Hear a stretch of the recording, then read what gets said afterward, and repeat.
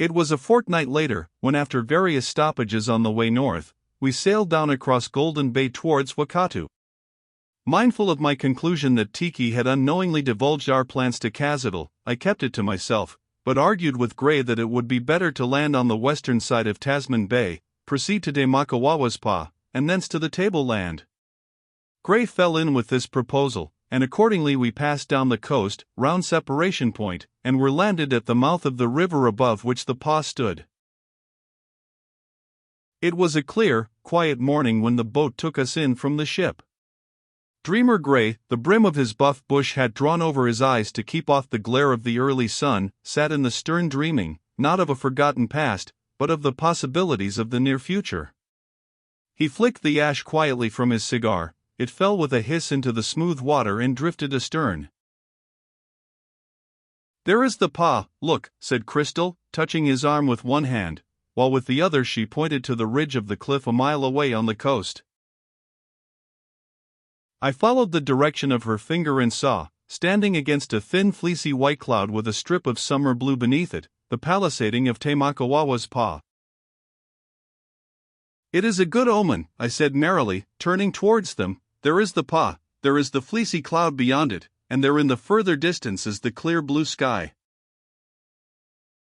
Gray turned up the brim of his hat and let the sun shine on his happy face as he gazed up at the Pa. "And what is it you see in the clear blue sky, Miss Gray?" I asked, catching the now well-known look of longing in Crystal's eyes beneath the shadow of her sunbonnet. She looked across to me and smiled, while her hand slid down her father's coat sleeve and pressed his own on the gunwale of the boat. Then her lips moved, and, though she said nothing, the movement could have been only the two words, "My mother." "A good omen let it be," said Gray, and threw his cigar away. "With all my heart," I replied, knocking the dottle from my pipe and standing up, for the nose of the boat was running onto the sandy shore in a convenient place to land. With what buoyant steps we followed Tiki along the way he knew beneath the fern palms and overhanging trees that skirted the beach. It was one of those clear, bright mornings which, on a shelving shore between the glistening bush and the sparkling sea, are only to be interpreted by the liquid song of the Koramako, sipping dew and honey as he sings in the flowering trees, or by the merry fantail's laugh, as with tail outspread she chases the gnat, which twists and turns in the sunlight. "Tiki," I said presently, "you go on ahead and tell Temakawawa we are coming. We can find the way all right." On board the ship the sailors had fitted the Maori out with a civilized costume, and he looked supremely ridiculous, for neither had he been made for the clothes nor the clothes for him. As he vanished ahead of us I smiled, wondering what sort of a reception he would get from the old chief, whose ideas were of a most conservative nature. "I should like to be present when Tiki stands before Temakawawa in those clothes," I said. "The old chief's a gentleman of the old school, he will be scandalized." Hardly were the words out of my mouth when sounds of someone talking fell upon our ears, and presently we turned a bend of the path and came full upon Tiki face to face with the old chief. The latter had so warmed up to his subject that he did not see us, and partly shielded by the trees we stood and watched them in the open space before us. Temakawawa's attitude and picturesque garb, from the feathers in his white hair to the flowing fringe of his kaitaka, were in themselves a rebuke to Tiki, but his words added a sting to the rebuke, which made my poor faithful Maori look even more ridiculous than I had thought possible. "Eta, you have not the dignity that belongs to our race. What have you done with it? Exchanged it for that pair of trousers, and they are put on wrong way now. What have you done with the mana of your ancestors? Given it away for that old coat, and it's splitting under the arm. What have you done with the bravery and prowess of your tribe? Traded it for that shirt without any buttons, that collar fastened with a piece of flax, that hat which makes you look so beautiful. What have you done with the blood of the Rangitain which runs in your veins, of Toi our ancestor, and of Kupakupa who made us Maori? I expect you have bartered it all for a bottle of Waipiro. Eta, did our ancestors make scarecrows of themselves like this? Did they go to such foolishness to frighten the birds? Tiki, you're a big fool. You're like the stupid ones, trying to bring about the time when the Maori cannot hold up his head at all. You're weak in the knees, and you put those trousers on to hide it. I think your whole backbone would scarcely make one good fishhook. What a contrast, whispered Crystal, who had understood the chief's words perfectly. I like the old fellow, even if he did steal my father and mother and myself. But don't you think Tiki has had enough? The poor Maori was trembling beneath the scorn of the aged one. I think so, yes, I replied. You stay here till I call you. And I stepped out into the open space. Te Makawawa. He turned on the instant and came towards me. He Pakeha, he said, the friend of the forest tree. I saw the canoe coming in and came down to meet it. You have found the little maiden, Karatahi Kirai good. Where is she? Oh, chief! I have found the little maiden, and I have also brought the man who has forgotten the faces that he knew. I called to them, and they came from behind the trees. Crystal stood before him looking like a mountain lily in her white dress. As soon as Te Makawawa's bright eyes rested upon her, he started, and, drawing back the step he was taking, remained in an attitude of astonishment. His eyes wandered from her face and form to me, and there was a question, a perplexity, almost a doubt written on the lines of his rugged visage. Friend of the forest tree.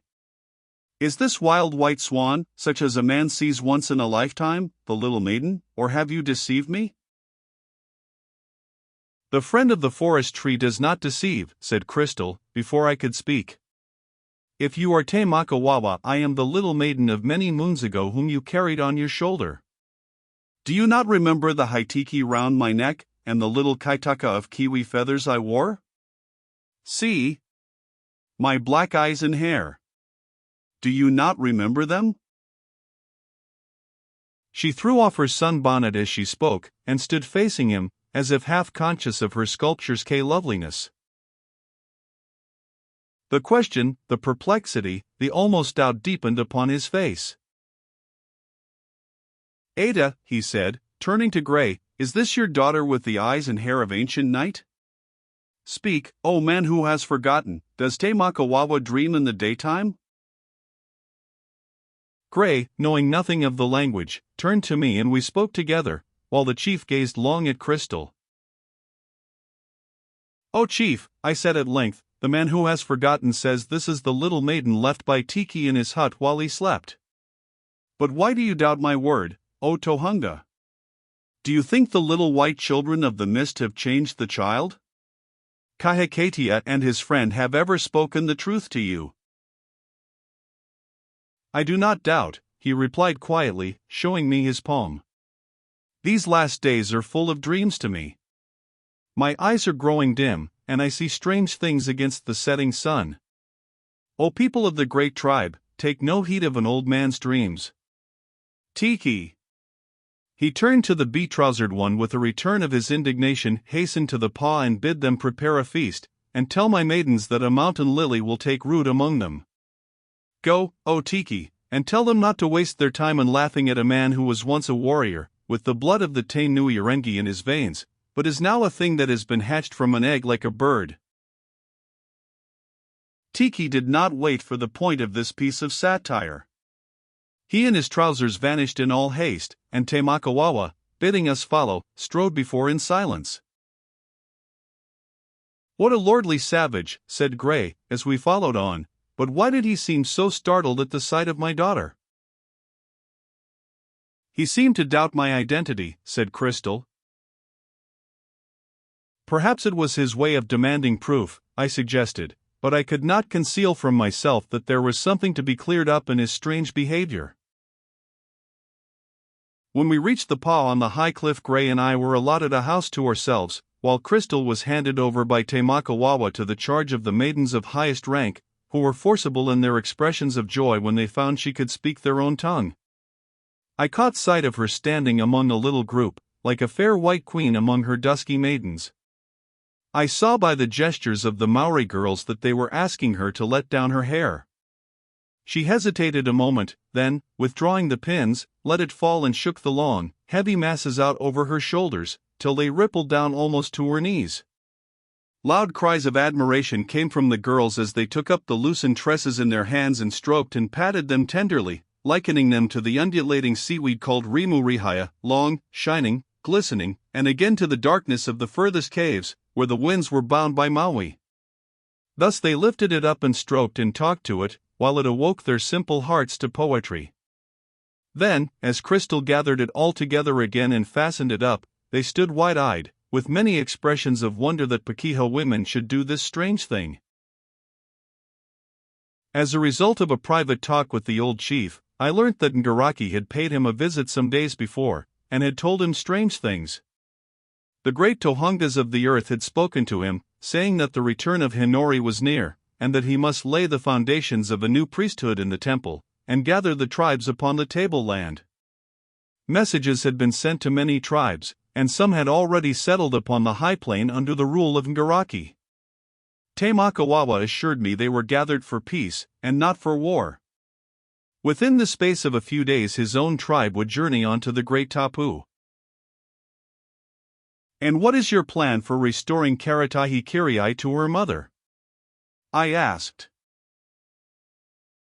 "Listen, Pakeha," he replied, lowering his voice. "The great Tohungas do not speak to Ngaraki only.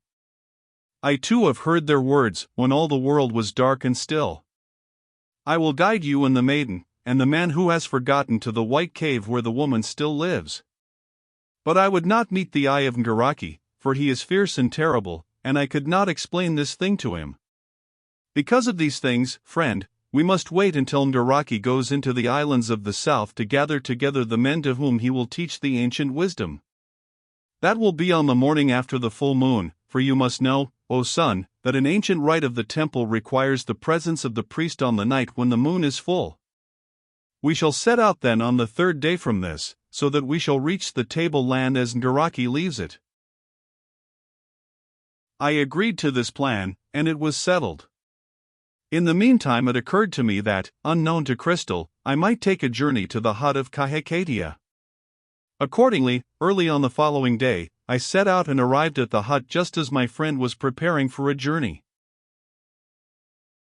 "Have you found her?" were his first words as he came down the slope in front of his hut to meet me. "Yes," I replied, "she is at the pa, and I want you to come and see her. Then we could all journey together to the mountain with Tamakawawa as a guide." "When are you going to start?" he asked. "The day after tomorrow." "That's too late," he said. "I'm going to start now, as soon as I can. I've almost worked my way through the rock, but ran out of powder, and had to go across the bay for more."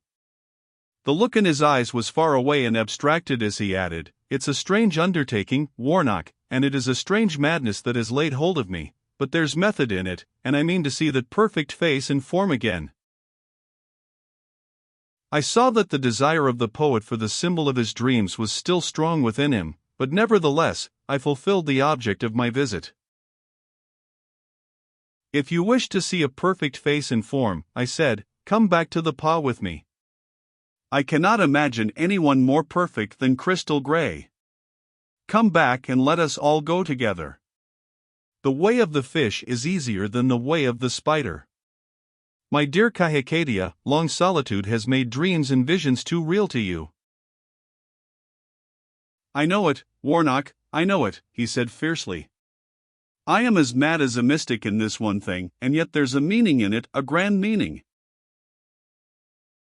He paused in a contemplative way, then, recalling himself, continued, "No, there is no woman of flesh and blood for me, only Hinori, the daughter of the dawn, and she is not flesh and blood, at least, not yet." He was tying up a great coil of rope as he spoke. Now he raised it on his shoulders, and I saw that he was ready to start. "You'll excuse my being in a hurry," he said, and added with a smile, such old friends as we are need not stand upon ceremony, need we? I seem to have known you for years, Warnock. Let me see, I come your way for a little and then branch off. Come along, I want to reach a certain camping ground before dark. We parted where a fallen tree spanned a branch of the river. With one foot on this bridge, he extended his hand to me. Goodbye, Warnock, he said, wringing my hand and giving me a lingering farewell look. If I succeed by the way of the spider and you by the way of the fish, we shall meet up there. He pointed towards the mountains. If not, then up there. And with a movement of his head he indicated the clear blue sky. I stood and watched him as he entered the bush on the other side of the stream, and then turned with a sigh to make my way back to the paw. My perfect man and my perfect woman may never even meet, much less mingle, I said to myself. Perhaps he will find the marble Hinori, and then come down to earth again, wedded forever to this ideal and clothe its sublime meaning in a poem which will raise the level of the world. And perhaps who can tell? I dared not conclude my sentence, for beside my perfect man I felt too poor a thing to deserve the love of my perfect woman.